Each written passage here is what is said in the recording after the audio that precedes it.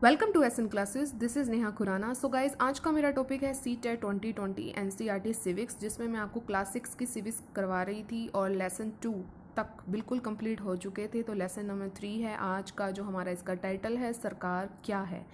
इस पूरी वीडियो में आपको सरकार सरकार ही सुनने को मिलेगा, और लेकिन मैं आपको ये बता दूं कि बहुत ज़्यादा इंपॉर्टेंट चैप्टर है ये CTET के पॉइंट ऑफ व्यू से। तो इसमें आपको पूरा पूरा पता लगा कि सरकार क्या है, सरकार के काम क्या क्या हैं, सरकार के स्तर क्या हैं, कानून कैसे बनाती है, वोट देने का अधिकार कैसे है। तो ये सब आपको इस वीडियो में मिलेगा। तो वीडियो को बिल्कुल भी स्किप मत कीजिएगा, क्योंकि कुछ तो हैंड रिटन नोट्स ही हैं, कुछ हैं इसमें जो मैंने आपको प्रोवाइड किए हैं, लेकिन कुछ ऐसे पॉइंट हैं जो मैं सिर्फ बोल रही हूँ, लेकिन आपने क्या करना है, उसको ध्यान से सुनना है और साथ के साथ ही उसको याद भी करना है। तो चलिए आज की वीडियो हम शुरू करते हैं। तो जो इसमें सबसे पहला क्वेश्चन ये आता है, और जो टाइटल भी है, कि सरकार क्या है। सरकार, जो मैं आपको नाम बार बार बोलती हूँ, गवर्नमेंट जिसको हम इंग्लिश में बोलते हैं सरकार। तो आप देखेंगे कि सरकार के बिना हमारी जनता भी अधूरी है, और जनता के बिना हमारी सरकार अधूरी है। जनता ही है जो सरकार को बनाती है और बिगाड़ती भी है। किसके द्वारा? सिर्फ चुनावों के द्वारा। चुनावों के द्वारा वो क्या करती है, वो अपना नेता चुनती है, अपना प्रतिनिधि चुनती है, और उससे वो अपने सारे काम करवाती है, जो कि हमारे आसपास के वातावरण में या हमारे समाज में कहीं भी हमें जो नीड होती है, वो सिर्फ और सिर्फ सरकार के द्वारा ही होती है। सरकार कोई आम व्यक्ति नहीं है, सरकार बहुत बड़ी चीज़ है, लेकिन वो हमारी तरह आम व्यक्ति ही होते हैं। ठीक है। तो आज आप इस बारे में पढ़ेंगे बहुत आसान तरीके से कि सरकार के काम क्या क्या हैं, सरकार के स्तर क्या क्या हैं। तो इसमें आप बहुत कुछ डिटेल में पढ़ेंगे, तो वीडियो को बिल्कुल भी स्किप नहीं करना है। तो चलिए, जो अब हमारा नेक्स्ट टॉपिक है कि सरकार के काम क्या हैं। मैं आपको ये बताना चाहूँगी कि सरकार के बहुत ज़्यादा काम होते हैं। जैसे मैं आपको कहूँ कि उनको सड़कों का ये होता है कि सड़कें कहाँ हमने बनवानी है, स्कूल कहाँ बनवाएं हम, कौन सी जगह लें हम। अगर कहीं मान लीजिए महंगाई ज़्यादा हो गई है, कहीं भूखमरी हो गई है, कहीं बिजली आपको पूरी तरह नहीं मिल रही है, कोई और कारण हो गया। सामाजिक मुद्दे ले लीजिए, तो सामाजिक मुद्दे में जैसे मैं आपसे बात करूँ, गरीबी ले लूँ, तो उसमें आपको गरीबों की मदद करनी है, तो वो सिर्फ सरकार की द्वारा ही हो सकता है, आम व्यक्ति वो कार्य नहीं कर सकता। अब हम और सोचिए सरकार के और क्या काम हो सकते हैं। तो देश की सुरक्षा करनी है, उसकी सीमा पे जो जवान खड़े हैं उनके लिए कुछ सोचना है, तो ये सब काम सरकार ही करती है, ये आम व्यक्ति नहीं कर सकता। कोई बाढ़ आ गया, कोई भूकंप आ गया, कोई विपदा आ गई, कोई आपदा आ गई, कुछ भी हो सकता है, कोई सुनामी आ गई, तो इस तरह से अगर उन जो बाढ़ पीड़ित होते हैं उनकी हमने अगर रक्षा करनी है, उनको कोई कोष देना है, तो ये काम भी सिर्फ और सिर्फ सरकार के द्वारा ही हो सकता है। कोई मान लीजिए कोई किसी व्यक्ति ने अपराध कर दिया है, उसको न्यायालय में ले जाना है, तो न्यायालय भी क्या है गाइज, न्यायालय भी जो है वो सरकार का ही अंग है। सरकार का ही क्या है, न्यायालय अंग है। बहुत इंपॉर्टेंट पॉइंट है ये। तो गाइज ये है सरकार के काम। और भी बहुत कुछ ऐसे काम है, लेकिन आपके एनसीईआरटी में सिर्फ इतने ही काम जो हैं आपको बताए गए हैं, और यही आपको जो है अपने माइंड में रखने हैं। तो चलिए अब हम बात करेंगे सरकार के स्तर की। सरकार के जो स्तर हैं गाइज, वो हैं 3 प्रकार के: स्थानीय स्तर, राज्य स्तर और राष्ट्रीय स्तर। मैं एक बार दोबारा बोल रही हूँ, जो आपको साथ में याद भी हो जाए। स्थानीय स्तर, राज्य स्तर और राष्ट्रीय स्तर। स्थानीय स्तर के बारे में हम अब डिटेल में पढ़ेंगे। स्थानीय स्तर में क्या होता है, स्थानीय स्तर की जो सरकारें होती हैं वो किससे रिलेटेड होती है, वो गाइज होती है गांव से, शहर से और मोहल्ले से। अब राज्य स्तर की बात करें तो इसमें गाइज पूरे राज्य की आपको बात मिलेगी। जैसे हमारा हरियाणा राज्य है, तो उसकी सरकार कैसी है, या असम की सरकार कैसी है, तो राज्य स्तर पे हम जो हैं इसमें हम काम करते हैं। राष्ट्रीय स्तर क्या में कौन सी सरकार होती है, वो उसका जो संबंध होता है गाइज, वो पूरे देश से उसका संबंध होता है। पूरे देश के बारे में वो बहुत अच्छे से सोचती है। कौन? सरकार। तो ये जो है आपको अच्छे से याद रखना है। जो क्या 3, ये डायरेक्ट क्वेश्चन भी आपसे पूछा जा सकता है। तो सरकार के स्तर कितने हैं गाइज? सरकार के स्तर हैं 3: स्थानीय स्तर, राज्य स्तर और राष्ट्रीय स्तर।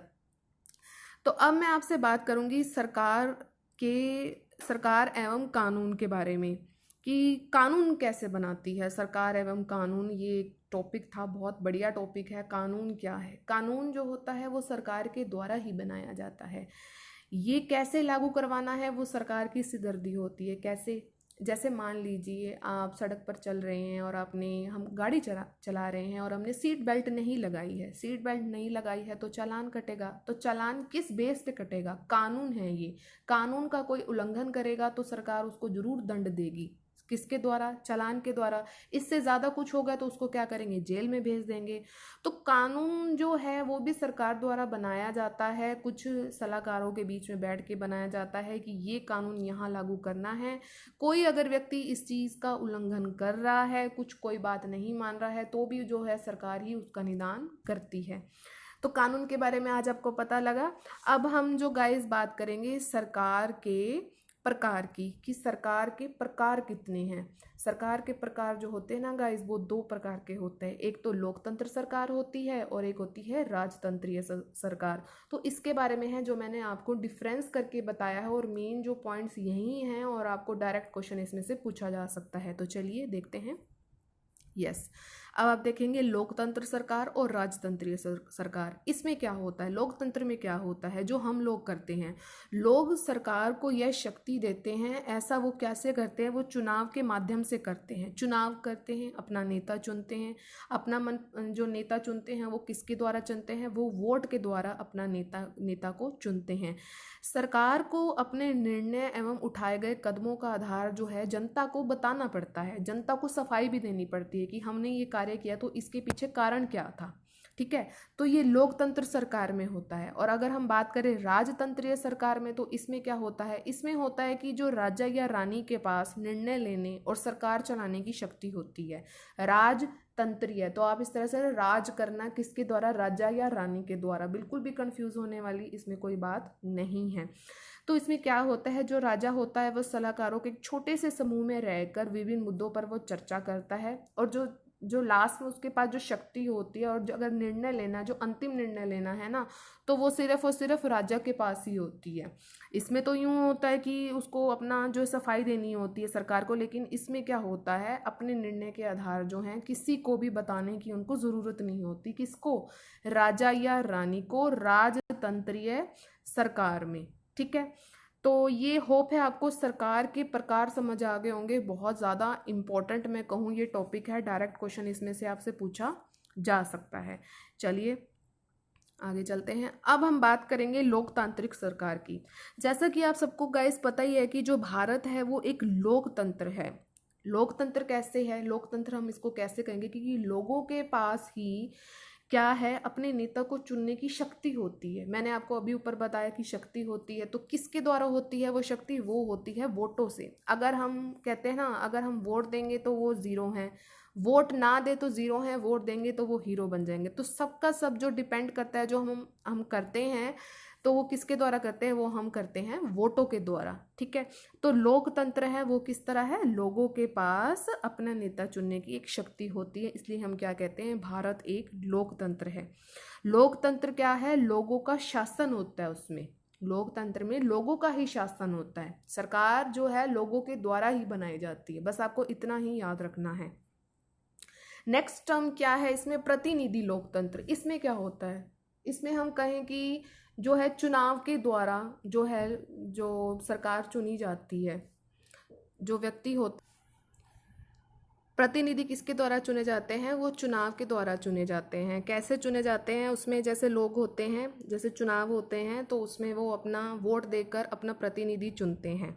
तो इस तरह हम कह सकते हैं कि लोकतांत्रिक सरकार को हम प्रतिनिधि लोकतंत्र भी कह सकते हैं। तो ये आपको याद रखना है, बहुत ही इंपॉर्टेंट पॉइंट है। चलिए आगे बढ़ते हैं। इसमें है कि वोट देने का अधिकार, ये एक नेक्स्ट टर्म थी बहुत ही इंपॉर्टेंट, कि वोट देने का अधिकार किन किन लोगों को था या नहीं था, कि किससे पहले था। यहाँ मैं आपसे बात करूँगी आज़ादी से पहले। आज़ादी से पहले ऐसा था कि लोगों को वोट देने का बिल्कुल भी अधिकार नहीं था। जो कि पुरुष थे उनको अधिकार था, लेकिन जो स्त्रियां थीं उनको बिल्कुल भी अधिकार नहीं था। बहुत ही कम लोग जो है इसमें वोट देते थे। बच्चों को भी नहीं था, जो 18 साल से ऊपर के थे, हम वयस्क में आ जाते हैं, उनको भी नहीं था। तो ये किस तरह हुआ, ये इसकी जो आगे है आपको एक पूरी समरी में अभी आपको दिखाऊंगी, तो उसमें आपको पता लगेगा कि कब से जो है वोट देने का अधिकार जो है लोगों को प्राप्त हुआ। इसके लिए भी बहुत लंबा संघर्ष करना पड़ा, जो कि खास तौर पर स्त्रियों को करना पड़ा बहुत ज़्यादा, कि उनको तो बिल्कुल भी नहीं था। इसमें ये था कि जो पुरुष थे, जो ज़्यादा पढ़े लिखे थे, उनको वोट देने का अधिकार नहीं था, और जो निम्न जाति के थे उनको बिल्कुल भी नहीं था। तो देखते हैं। संसार में कहीं भी सरकारों ने स्वेच्छा से अपनी शक्ति लोगों के साथ नहीं बांटी है। पूरे यूरोप और अमेरिका में महिलाओं और गरीबों को सरकार के कार्यों में भागीदारी के लिए संघर्ष करना पड़ा। अब आपको जो मेन पॉइंट इसमें याद करना है कि ऐसे कौन से देश थे जहाँ की सबसे ज़्यादा संघर्ष करना पड़ा, वो थे यूरोप और अमेरिका। महिलाओं द्वारा मताधिकार के लिए किए गए संघर्ष ने प्रथम विश्व युद्ध के दौरान और मजबूती पकड़ी। सेकंड पॉइंट ये होगा कि कब ये जो काम जोरों पर आया। इस आंदोलन को महिला मताधिकार आंदोलन कहते हैं। किस टाइम हम कह सकते हैं? प्रथम विश्व युद्ध के दौरान। अंग्रेजी में इसे कहते हैं सरफेज मूवमेंट। सरफेज का मतलब क्या होता है? इसमें वोट देने का अधिकार। डायरेक्ट क्वेश्चन आपसे इसमें पूछा जा सकता है। ओके। युद्ध के दौरान बहुत से पुरुष लड़ाई में थे, इसलिए महिलाओं को उन कामों को करने के लिए बुलाया गया जो पहले पुरुषों के काम माने जाते थे।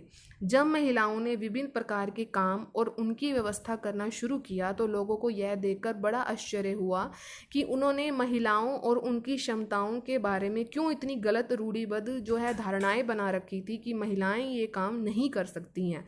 यहीं से जो एक क्रांति हुई कि उनको वोट देने का अधिकार मिल गया। महिलाओं को निर्णय लेने में समान रूप से योग्य माने जाने लगा। यहीं से हुआ सब कुछ। ये इसके पीछे एक कह सकते हैं कि एक अच्छी स्टोरी है कि किस तरह मिला।